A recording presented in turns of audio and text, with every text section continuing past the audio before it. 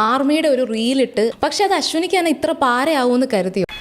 ഇതാ വടി കൊടുത്ത് അടി മേടിക്കാന്ന് പറയണേ, ഇതാ ഉണ്ടായേ. സന്തോഷായി, നല്ല സന്തോഷമായി. അപ്പോൾ ഞാൻ ഈ ഒരു സെൻസേഷൻ ആയതിന് ശേഷമാണ് ആ പഴയ പോസ്റ്റ് എടുത്തുകൊണ്ട് വന്നിട്ട് ഇപ്പം ഇത്രയും വലിയൊരു വിഷയമാക്കി മാറ്റിയത്. അതിലൊരു സത്യാവസ്ഥയില്ല, അതൊരു ഫേക്ക് ന്യൂസ് മാത്രമാണ്. കണ്ണി ചോരയില്ലാതെ പറയുന്ന പറച്ചില് കേട്ടില്ല. പ്ലാൻ ചെയ്ത് എടുക്കുന്ന ഒരു വീഡിയോ, അല്ലാതെ അത് ലൈവ് അല്ല. അപ്പൊ അതിന്റെ പിന്നിലൊരു സ്റ്റോറി കാണും. പുതിയ കഥ. ആർമി കാർഡ് കാണിച്ചാണ് ടോള് പാസ് ചെയ്തതെന്നോ അല്ലെങ്കിൽ എൻ്റെ കൂടെ ആർമിക്കാരൻ ഉണ്ടായിരുന്നെന്നോ ഒന്നും ഞാൻ അതിൽ പറയുന്നില്ല.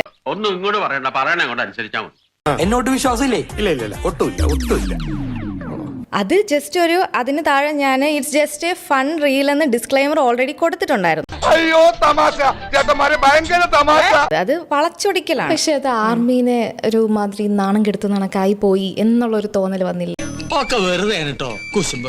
മിസ്യൂസ് അല്ല, ഇത് ഒരു ഫണ്ണെന്നും നമുക്ക് തന്നെ പറയാൻ പറ്റത്തില്ല. പക്ഷേ ജസ്റ്റ് ഞാൻ അങ്ങനെ ഒരു വീഡിയോ എടുത്തു, ഓക്കെ. പക്ഷേ ആരെയും എന്താണ് ഒരു അവയർനെസ് പോലെ ഒരു എന്തെങ്കിലും അത് ഞാൻ കൊടുത്താൽ മതിയായിരുന്നു. മോൻ ചെയ്തതിനുള്ളതൊക്കെ മോന് ദൈവം തിരിച്ചു തരും. ഈ പുരുഷന്മാർക്കും തുടങ്ങാം, അവർക്കും അതിൽ എന്താണോ നിങ്ങൾക്ക് കഴിവുള്ളത് ആ കഴിവ് നിങ്ങൾക്ക് അതിൽ ഇട്ട് നിങ്ങൾക്ക് സബ്സ്ക്രിപ്ഷൻ കൗണ്ട് ഇൻക്രീസ് ചെയ്യാം. ഉള്ളിൽ അർത്ഥമുണ്ട്, അതൊന്ന് ആലോചിച്ചു. എന്താണോ നിങ്ങൾക്ക് കഴിവുള്ളത്. കേരളത്തിലെ ജിമ്മൻ ചേട്ടന്മാര് ഓപ്പണായിട്ട് പറയുകയാണെങ്കിൽ അവർ ഷെട്ടിയിട്ട് വീഡിയോസ് ഫോട്ടോസ് ഇടുന്നില്ലേ? അല്ല, അത് ഇവിടെ എങ്ങനെ എന്താ ഉദ്ദേശിച്ചു? അവര് അവരുടെ മസിൽ അവരുടെ ചെസ്റ്റ് കാണിക്കുന്നില്ലേ, അവര് തൈസ് കാണിക്കുന്നില്ലേ? ഭഗവാനെ, ഇതെന്തൊരു ലോകം, എന്തൊരു നുണ. അപ്പോൾ അങ്ങനെ നിങ്ങൾ അങ്ങനെ ചെയ്യുന്ന സബ്സ്ക്രിപ്ഷൻ ചെയ്യുന്ന ജിമ്മന്മാരുണ്ട്.